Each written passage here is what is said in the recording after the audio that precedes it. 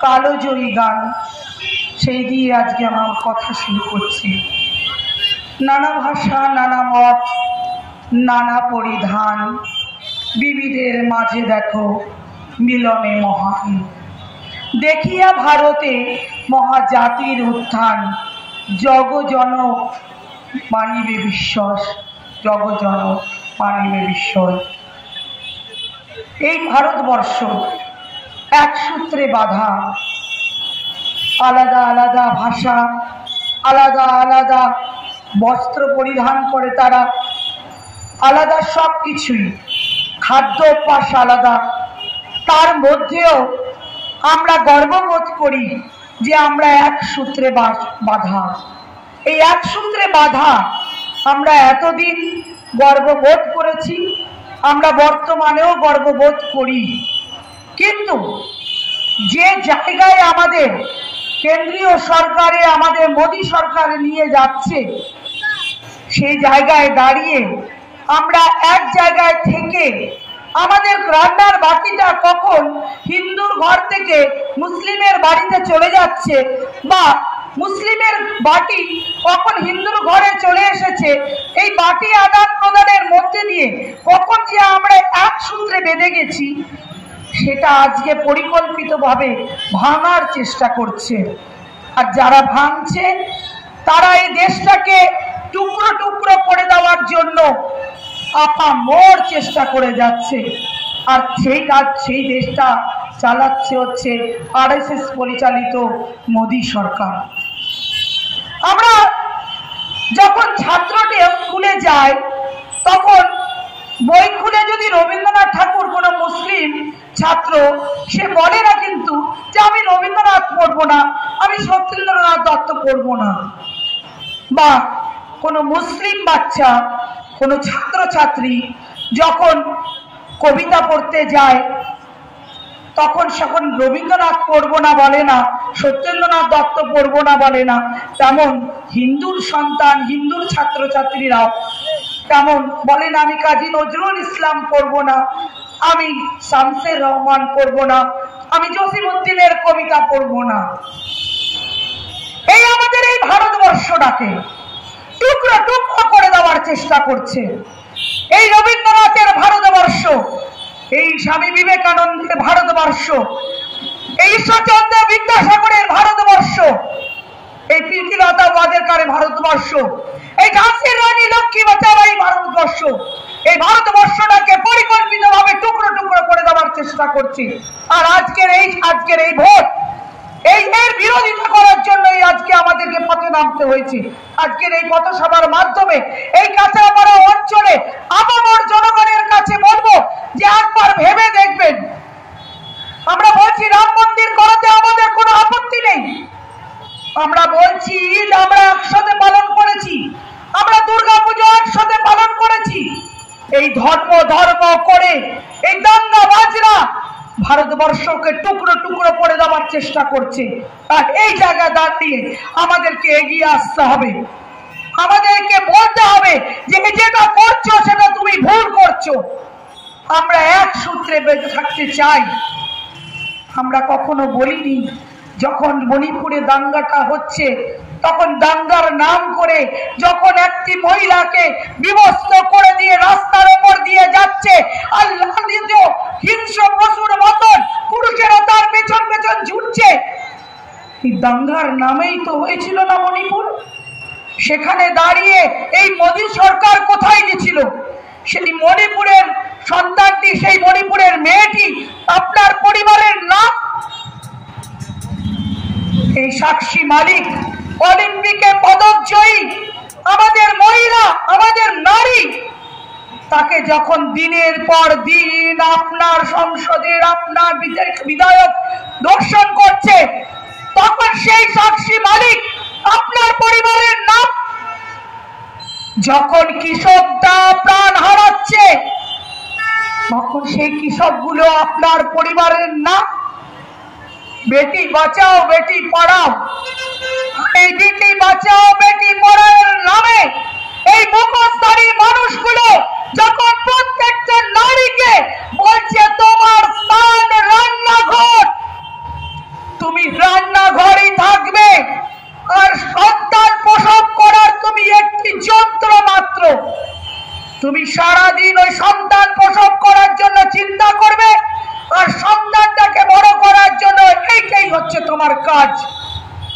তাহলে স্বামী বিবেকানন্দ, ঈশ্বরচন্দ্র বিদ্যাসাগররা যে লড়াইয়ের মধ্যে দিয়ে, যে নারী আন্দোলনের মধ্যে দিয়ে, যে সমাজ সংস্কারের মধ্যে দিয়ে আজকে আমরা মহিলারা নিজের পায়ে দাঁড়ানোর মতন শক্তি রাখছি, আজকে এমন একটা পরিস্থিতি এসে দাঁড়িয়েছে যখন একটি ছেলে একটি মেয়ে জন্মগ্রহণ করে কোনো পরিবারে, তখন তারা চিন্তা করে আমার ছেলেটিকে যেভাবে মানুষ করব, আমার মেয়েটিকে ঠিক সমানভাবে মানুষ করব। সেই জায়গায় দাঁড়িয়ে আজকে মোদী সরকার আমাদের মহিলাদের এইভাবে পায়ের তলায় রেখে দিচ্ছে, যেখানে দাঁড়িয়ে আমার পূর্ববর্তী বক্তা বললেন দ্রৌপদী মুর্মুকে দেখালো সারা দেশের সামনে যে দলিতদের আমরা কোথায় রাখি, কিন্তু আসল কাজের দিন কিন্তু এই দলিত প্রাইভেট যে মিনিস্টার কে কিন্তু আসতে পারে না, প্রেসিডেন্ট তাকে কিন্তু বলে দিচ্ছে না তুমি ওখানেই থাকো, আমরা হচ্ছি ব্রাহ্মণ, আমরা উঁচু জায়গায় থাকবো। আজকে শুধু ধর্ম ধর্ম করে যদি যা তুমি কথা দিয়েছিলে যে বছরে 2 কোটি বেকারের চাকরি দেবে, সেই চাকরির এজেন্ডা তুমি ভুলে গেলে। সেই চাকরির এজেন্ডা যদি পূরণ হতো তাহলে আজকে এই সুইগি, আজকে উবের, আজকে ওলা, আজকে জোম্যাটো এরকম ধরতো না। আজকে ব্লিঙ্কিট, ছেলে মেয়েরা চাকরি পাচ্ছে না, আমাদের দেশে থাকছে না, বাইরে যাচ্ছে। আর আমরা যখন দেখি আমাদের পশ্চিম বাংলার অবস্থা, যেখানে চুরিটা একটা শিল্পে পরিণত হয়েছে, সেই জায়গায় দাঁড়িয়ে আমরা দেখছি আপাত মস্তক চুরিতে মোড়া। যেমন দেশে প্রধানমন্ত্রী বড় ডাকাত, তেমন আমাদের রাজ্যে মুখ্যমন্ত্রী হচ্ছে চোর।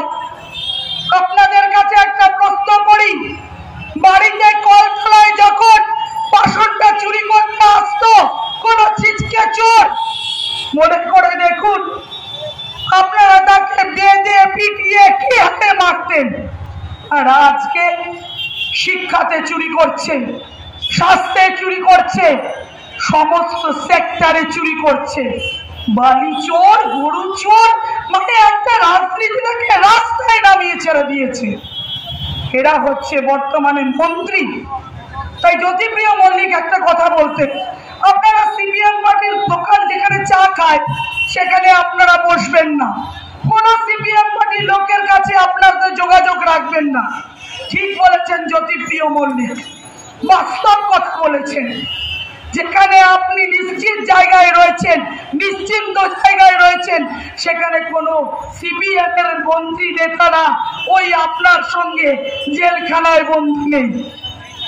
আপনি ওখানে নিশ্চিন্তে থাকুন, সেখানে আমাদের বামপন্থীরা কেউ যাবে না চুরি ডাকাতি করে। তাই আমরা বলতে চাই যে আজকে যে জায়গায় যাচ্ছে সেই জায়গা থেকে ঘুরে দাঁড়াতে হলে বামপন্থী শক্তিটাকে আরো মজবুত করতে হবে, আরো মজবুত করতে হবে। আপনাদের এখানে বিজেপি ক্যান্ডিডেট আজকে বড় বড় করে তৃণমূলরা লিখছে নো চুমারা। কেন লেখার প্রয়োজন পড়ছে? যেখানে দাঁড়িয়ে বিকাশ বসু যখন মারা গেছিল ইচ্ছাপুরে, আমার অঞ্চলের লোক, এই বিকাশ বসু মারা যাওয়ার পরে হঠাৎ করে তাকে নিয়ে তৃণমূলের দলে নেওয়া হলো। সেই সময় আপনাদের মনে পড়লো না তিনি মার্ডারার? দিনের পর দিন আজকে তৃণমূল থেকে বিজেপি, বিজেপি থেকে আবার তৃণমূল, আবার বর্তমানে বিজেপি। তাহলে এই দলটাই দুজন যে দাঁড়িয়েছে, একদিকে পার্থ ভৌমিক আর এইদিকে হচ্ছে অর্জুন সিং, তারা হচ্ছে কয়েনের এপিঠ আর ওপিঠ। আজকে যদি পার্থ ভৌমিক যেতে, কালকে তাহলে ওটা বিজেপিতে বেশিক্ষণ লাগবে না কনভার্ট হতে, কারণ উনিও পুরোটাই নিমজ্জিত রয়েছে দুর্নীতিতে। আর অর্জুন সিং তাকে যদি আপনারা বিজেপিরা কেউ ভোট দেন, কালকে যে তৃণমূলে যাবে না এটাও কোনো ভরসা নেই। তাই বলবো একবার ভেবে দেখার জন্য। আমাদের বামপন্থীরা যখন যেখানে থেকেছে সেখানে মজবুত করার জন্য দাবিগুলোকে সাধারণ মানুষের রুটি রুচি হকের দাবি নিয়ে সংসদে যে কটা দিন ছিল, ৬২ জনকে নিয়ে সংসদে ইউপিএ 1-এ ছিল, সেইখানে রাত দিয়ে বামপন্থীরা কোনোদিন বলেনি আমাকে মন্ত্রী করো। জ্যোতি বসু প্রত্যাখ্যান করেছিল, সেখানে দাঁড়িয়ে আমাদেরও বলেছিলাম যে আমাদের কিছু সাধারণ মানুষের, গরিব মানুষের রুটি রুটি হাত যদি আমরা আদায় করতে পারি তার জন্য আমরা সংসদে থাকবো। সেই জায়গায় দাঁড়িয়ে জল জমি জঙ্গলের অধিকার আমরা সেই সময় দাবি করছিলাম এবং অধিকার করেছিলাম। আজকে ১০০ দিনের কাজ যেই নিয়ে পাহাড় প্রমাণ দুর্নীতি চলছে, এই ১০০ দিনের কাজের দুর্নীতি ধরা পড়ছিল গিয়ে, তার জন্য সন্দেশখালী আজকে ওপেন হয়েছে। সন্দেশখালী হচ্ছে উতলানো দুধ। আমরা আমরা আমরা প্রথম গেছিলাম যেখানে কোনো দল যায়নি। আমরা সারা ভারত গণতান্ত্রিক পরিবার সমিতি নাজাক পর্যন্ত গিয়ে যখন চলে আসি, পুলিশ প্রশাসন তৃণমূলের সংখ্যা কমে যাচ্ছে দেখতে পাচ্ছি, কিন্তু প্রশাসন বাকি দায়িত্বটা পালন করে নিচ্ছে। দিনও দায়িত্ব পালন করছে, এমনিও দায়িত্ব পালন করছে। সেদিন গিয়ে আমাদের নাজাক পর্যন্ত ঢুকতে দেয়নি, কারণ গেলে পরে আমরা সবটা জানতে পারবো। তার দুদিন বাদে আমরা গেছি, মানুষ বলছে, মহিলারা বলছেন যে দিদি বলছেন আমরা বহিরাগত, আমরা আর আঁচলের তলায় মুখ রাখবো না, আমরা আঁচলের তলায় মুখ ঢাকবো না। আমরা আপনি দেখুন আমরা এইখানকারই বাসিন্দা। দিনের পর দিন আমাদের অত্যাচারিত হতে চলেছে। সেই জায়গায় দাঁড়িয়ে মমতা ব্যানার্জিকে বলতে চাই, তৃণমূলের ভাই বোনদের বলতে চাই, বড় বড় জাহাজ টাইটানিকও ডুবে গেছিল হিমশৈলের ধাক্কায়। তাই সন্দেশখালী হচ্ছে হিমশৈল, যার 1% আপনারা দেখতে পাচ্ছেন, 99% জলের তলায় রয়েছে। তাই ধাক্কা খেয়েছে। কালকেও দেখেছেন সন্দেশখালীতে যারা বলছে তাদের ওপর কি ধরনের অকথ্য অত্যাচার হচ্ছে আর করছে এই পুলিশ প্রশাসন। তুফানগঞ্জেও একই অবস্থা। তাই বলবো যখন ভোটটা দিতে যাবে তখন আপনার এইখানে যারা আছে তারা যদি তাদের মধ্যে কারোর কাছে 15 লক্ষ টাকা ঢুকে থাকে, একবার মাইকের সামনে এসে বলবেন, একবার মাইকের সামনে এসে বলবেন যে আমার অ্যাকাউন্টে 15 লক্ষ টাকা ঢুকেছে। আমি আবেদন জানাচ্ছি আপনাদেরকে। আমি শেষ করে দেবো, কারণ আপনাদের সামনে পথনাটিকা আছে। আমি বললাম যে পথে বললে আমাদের অনেকটা দেরি হয়ে যায়, আরেকটা জায়গা যেতে হবে। তাই আমি বলবো আপনাদের কাছে যে আমাদের প্রার্থী শুধুমাত্র গাড়ি করে যাবে ঘুমাতে ঘুমাতে ঘোষপাড়া রোড হয়ে, আর ঘুমাতে ঘুমাতে বাড়ি চলে আসবে, এইরকম প্রার্থী না। যখন একের পর এক বিলগুলো পাশ হচ্ছিল, উনি কিন্তু তৃণমূলের বিধায়ক ছিলেন। প্রতিবাদ করার ইচ্ছা হলে সেদিন সংসদ ভবনেও প্রতিবাদ করতে পারতেন, তিনি কিন্তু করেননি। কিন্তু বামপন্থীরা যেখানে থাকে সেখানে লড়াইটা দেওয়ার জন্যই থাকে। তাই আমাদের আবেদন রইল, আপনারা বামপন্থী শক্তিটাকে, লাল ঝান্ডাটাকে আরো আরো শক্তিশালী করে আপনারা সেন্টারে পাঠান। এবং আমি বলবো, বুথে গিয়ে যারা মনে করে যে সারা বছর ধরে তো এরা গলাবাজি করে যায়, সারা বছর মানুষের জন্য কাজ করে যায়, আর আমরা তো ওয়ানডে ম্যাচ খেলি, আমরা ওয়ানডে ম্যাচ খেলে সেদিনই জিতে যাবো।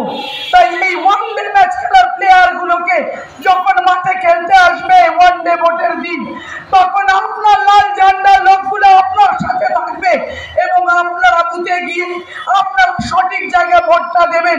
যদি কোন রকম আক্রমণ হয় পিছন ফিরে দেখবেন এই লাল ঝান্ডার লোকগুলো আপনার সাথে আছে। এই লাল ঝান্ডার লোক কোনদিন আপনাদের সাথে ছাড়েনি, আজও ছাড়বে না, দিনও ছাড়বে না। তাই সকলের কাছে বলি,